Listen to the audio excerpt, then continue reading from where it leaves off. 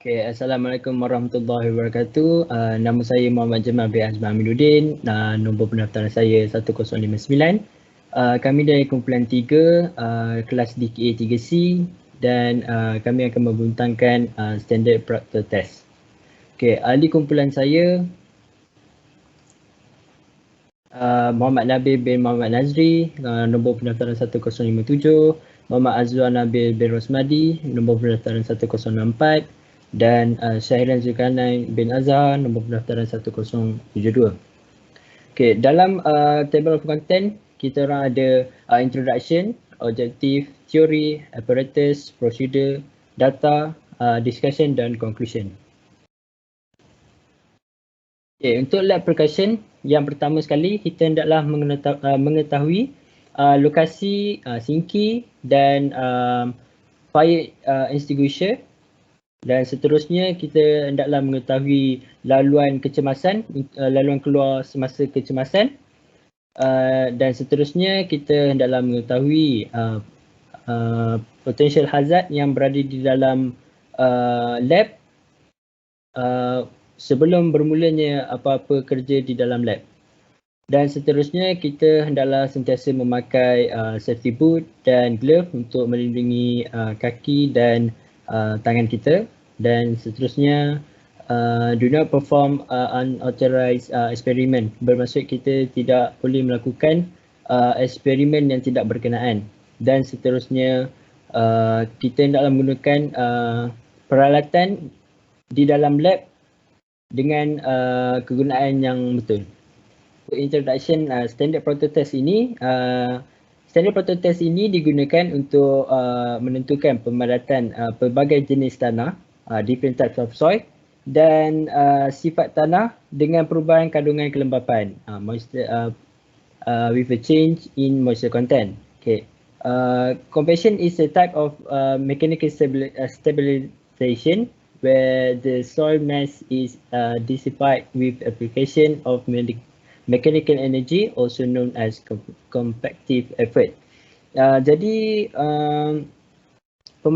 pemandatan ini ialah sejenis penstabilan mekanikal di mana jisim tanah dipadatkan dengan menggunakan tenaga mekanikal dan juga dikenali sebagai compactive effort. Dan mechanical energy ini diproducekan dengan dynamic load, static load, vibration or damping.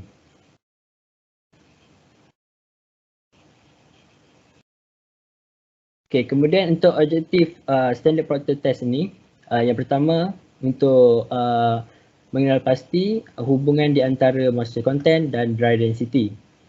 Dan seterusnya untuk mengenal pasti optimum moisture content dan maximum dry.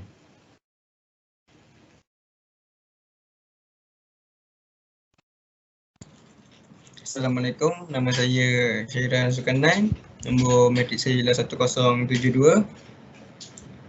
Untuk slide ini saya akan membincangkan tentang teori proctor compaction. Jadi untuk teori ini, ujian pembatatan proctor ni terdiri daripada sampel tanah pemadatan pada kandungan air tertentu dalam acuan piawai tenaga pemadatan piawai. Ujian proctor standard ni menggunakan acuan yang berdiameter 4 inci dengan dengan pemadatan tanah dalam 3 lapisan yang berasingan, dan ia menggunakan 27 rema ataupun tukul yang seberat 55 pound yang jatuh setinggi 12 inci.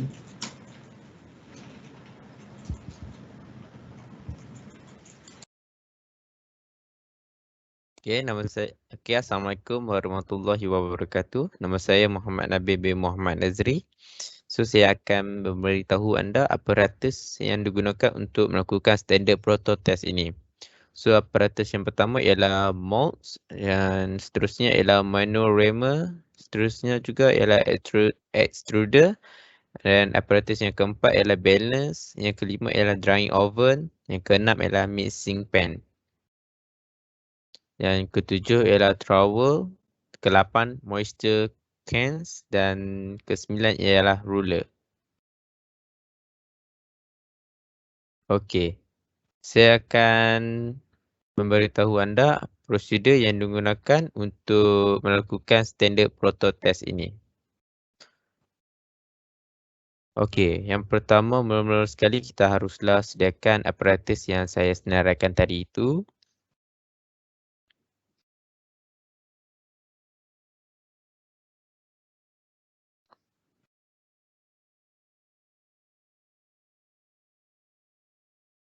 Okey, kedua kita perlu menimbang berat metal pan.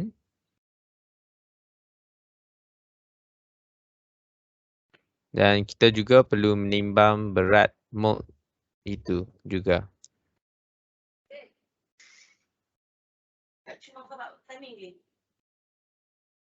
Dan kita perlu mengambil soil samples seberat 3 kg dan masukkan ke dalam ayakan itu.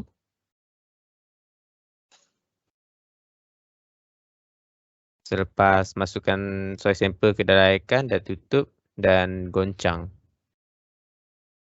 Selepas kita goncang, kita letakkan soil sample ke atas mixing pan.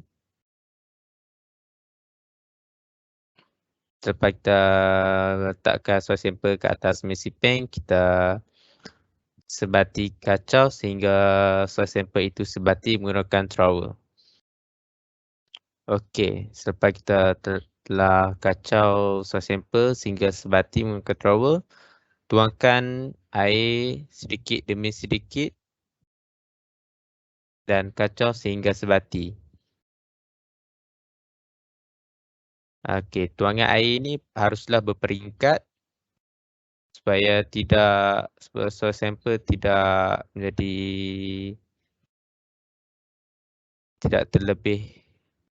terlebih air.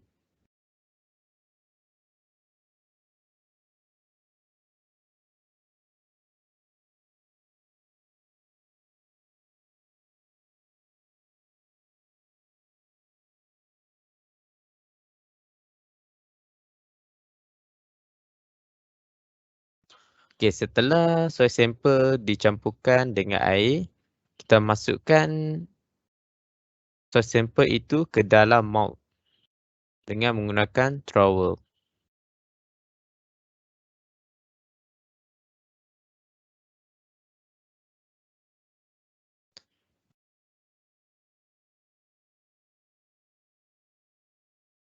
Okey, selepas kita masukkan soil sample ke dalam mold, kita haruslah mampatkan dengan menggunakan manual rammer dengan 27 kali tamping.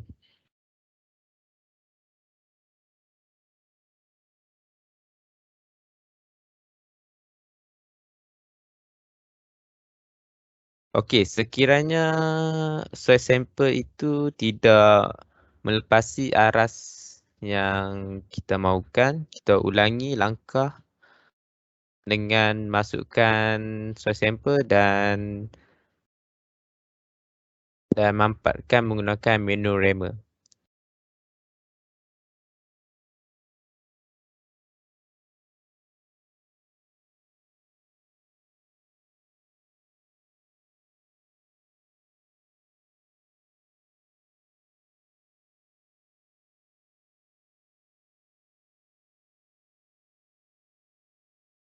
Okey, sekiranya sudah cukup soil sample di dalam mold itu, kita buka collar dan ratakan permukaan spesimen dengan menggunakan ruler.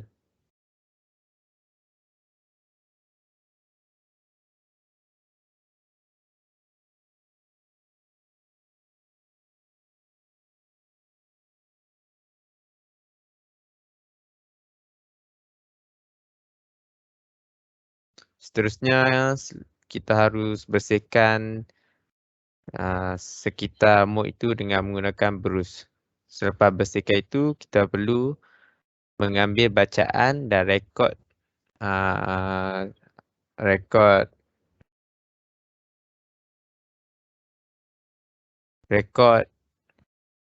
kita perlu rekod mold yang mengandungi yang berisi spesimen. Selepas kita merekod, kita perlu keluarkan spesimen itu daripada mold dan bahagikan spesimen itu kepada dua bahagian dan mengambil sampel spesimen itu di bahagian tengah spesimen. Selepas dah mengambil dua sampel di bahagian tengah spesimen itu, kita asingkan kepada dua bahagian. Kemudian itu kita perlu menimbang kedua-dua sampel itu dengan menggunakan balance. Selepas kita menimbang spesimen, kita perlu masukkan ke dalam drying oven. Kita perlu simpan sampel ini ke dalam drying oven selama 1 hari. Lepas 1 hari, kita perlu keluarkan spesimen itu dan mengambil bacaan dan rekod ke dalam jadual. Itu saja prosedurnya. Okey, nama saya Muhammad Azwan Nabil dan nombor pendaftaran saya 1064. Okey, ini ialah result ataupun data yang kita dapat setelah melakukan standard proto test. Okey, dekat jadual ni ialah data-data yang telah direkod setelah melakukan prosedur. Okey, volume of mold kita akan dapat 1178 cm3 dan berat untuk empty mold kita akan dapat 4618 gram. Seterusnya. Okey, ini ialah jadual yang baru. Jadual ini digunakan untuk melakar graf. Okey, di dalam jadual ni kita ada wet density, water content ataupun moisture content dan dry density. Okey, next. Okey, kita kena kira cara nak kira wet density, iaitu formula basic untuk density ialah mass bagi volume. Okey, jadi cara nak kira wet density ialah mass of filled mold tolak dengan mass of empty mold dibahagikan dengan volume of mold.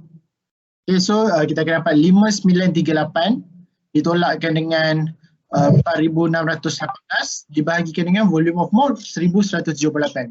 Kita akan dapat nilai dia 1.12.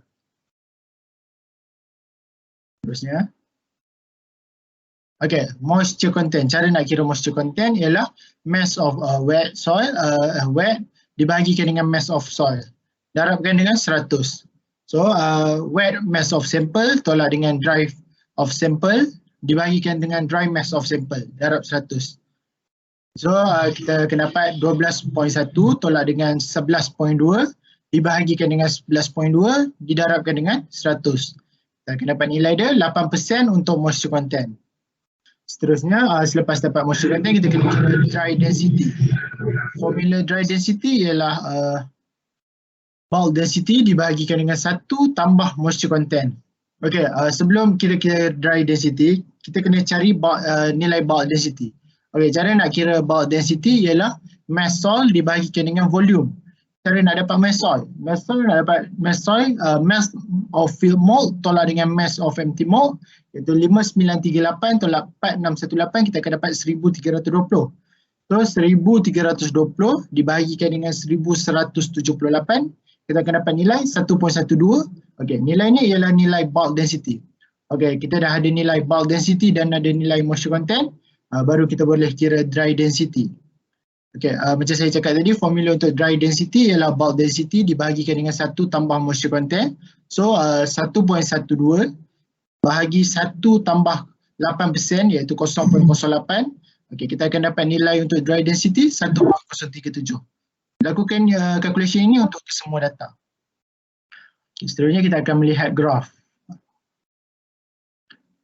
Okey, selepas kita dah kira semua tu dan catatkan pada jadual, okey, kita kena lukis graf. Okey, lukis graf ni berdasarkan data-data dia. Dia punya graf, dia gunakan dry density melawan water content, moisture content. Okay, selepas siap melukis graf protograf ni, okey, cari titik maksimum dan gariskan ke kiri dan ke bawah untuk mendapatkan maximum dry density dan optimum water content.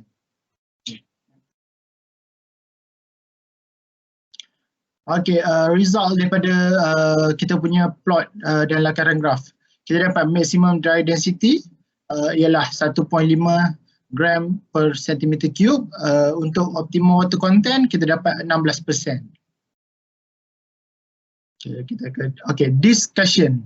Okey, daripada data yang kita telah dapatkan tadi, kita dapat menentukan nilai maximum dry density iaitu 1.5 gram per centimeter cube dan optimum water content iaitu 16%.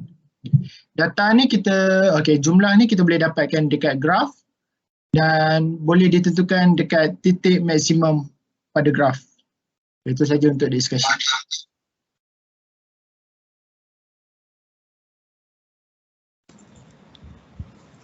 Jadi kesimpulannya, dari data yang ditunjukkan, telah ditunjukkan, maximum